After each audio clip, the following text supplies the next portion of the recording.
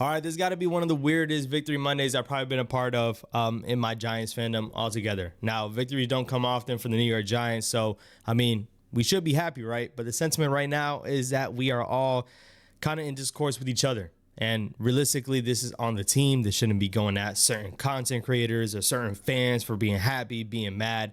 This is what the team really has us in.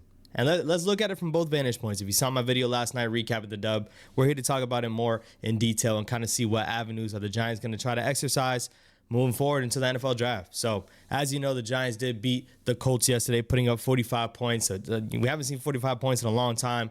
They won the game, but they ended up losing the #1 overall pick. And now, just a week ago, I was making videos talking about how the #1 pick is secured. There's no way we lose that #1 overall pick. I was telling Shedeur Sanders, hey, you better start learning in New York because you're going to be a New York Giant. And now here we are, a week removed from that.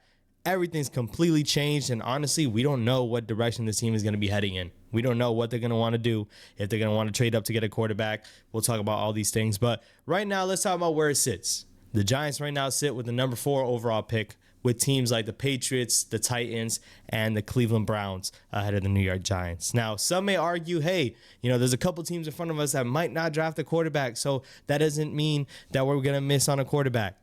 That just means that the Giants are going to have to trade their way up with those teams to get a quarterback. And what does that mean for the rest of the league?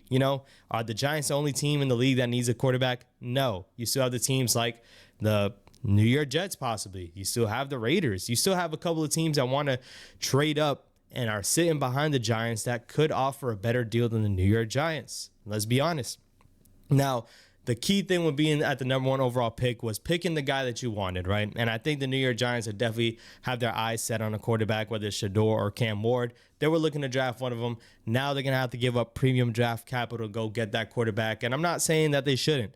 I'm just saying it's definitely a disadvantage compared to sitting at #1. It really is. When you think about giving up a first rounder potentially next year, who knows? It's going to cost another first rounder. It's going to cost a second rounder. There's going to be a lot more picks involved in this trade up. And this team is not good. This team still has a lot of holes all over the roster. We have guys like Malik Neighbors. Tyrone Tracy looks exciting. We still have Andrew Thomas. We still have other guys like Dexter Lawrence, but there's still a lot to be done on this roster. And to give up premium draft capital to go get the guy, it puts even more pressure on that guy. I mean, being the #1 overall pick is enough pressure, but obviously when you trade up, the Giants really got to hope that that is the guy that's going to set this franchise and for the right foot. That's going to have to be what it is. Now, with the teams in front of us, New England Patriots are not going to be drafting a quarterback. So most likely they're going to be putting up that #1 pick up and try to see who's going to give them the better offer to go get that quarterback. Once again, the Raiders could possibly be a team like that. The Giants are going to have to be in contention for that. Can you see a team like the Cleveland Browns want to jump out and make sure they get the guy that they want? There's so many things that's on the table that losing the #1 overall pick ultimately just set ourselves up for an unknown future. It really did. #1 said, the Giants are taking a quarterback and we're going to have a rookie quarterback next year. Now, you're going to start to see more people talking about the bridge quarterback. Some people didn't like me talking about Sam Darnold on a couple of videos ago. That's going to be a real conversation, even though I do think the Vikings, it's going to be hard for them to let Sam Darnold walk. I'm going to be honest. But needless to say, the bridge quarterback is definitely going to be up for debate even more. The Giants potentially moving up to #1 is going to be a discussion that, is this the best move for the franchise? Do you want to give up draft picks? That's going to be the whole talk for the rest of this time, man. And yes, now other people are speaking on it. We have another week of football for a reason, right? This is what needs to happen for the Giants to get back the #1 overall pick. We need the Patriots to win, the Tennessee Titans to win, and the Cleveland Browns to win. Oh, and the New York Giants are also going to have to lose their next game, which could potentially be against backups for the Philadelphia Eagles.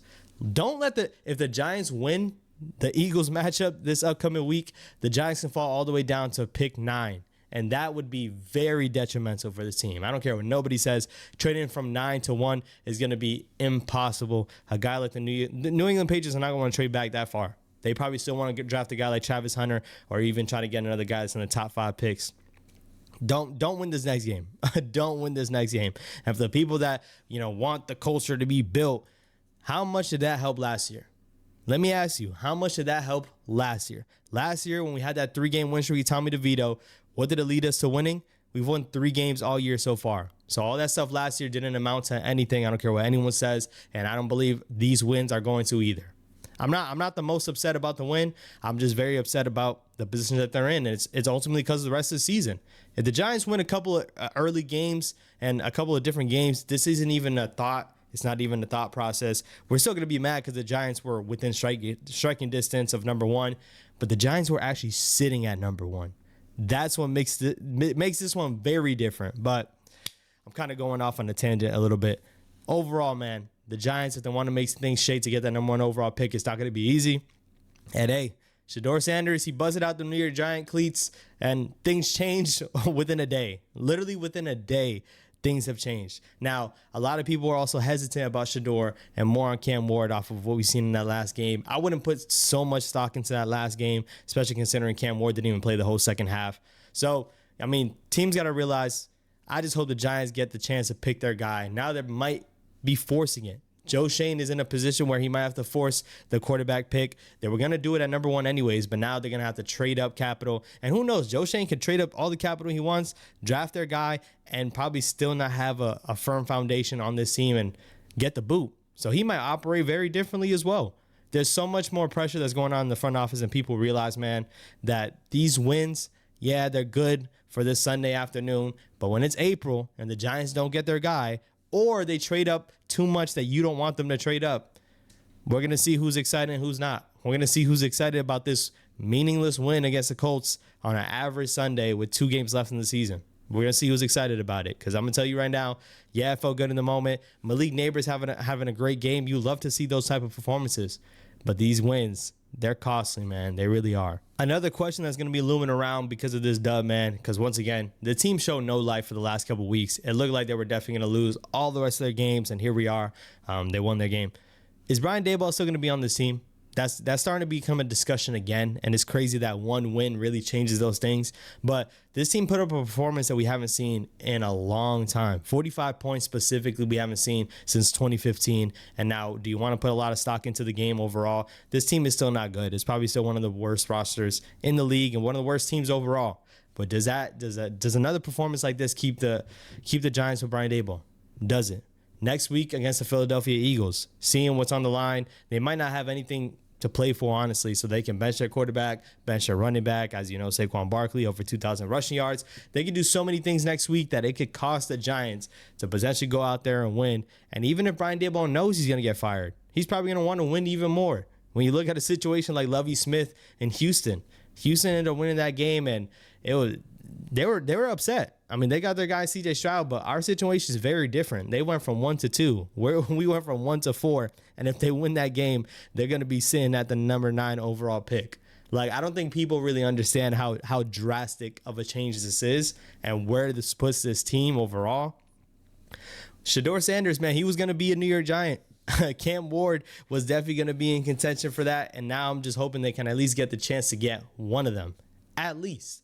There's a bunch of people out there that's talking about, people that are upset about the Giants winning are not true fans. Man, we just need to push that stuff aside and really look at where this team is headed. We got to look at it, man. We don't know where this team is headed at all.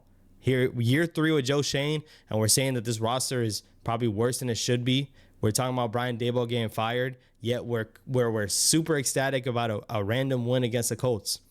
It'll never fail to confuse me, man. Like, this fan base, it's not the fan base. Once again, I don't want to attack certain people, and that's not my type of character, so that's definitely not what I'm doing. But we all just need to remain focused on the sole reason why we're all here, because we like the New York Giants, and the New York Giants continue to do this year in and year out.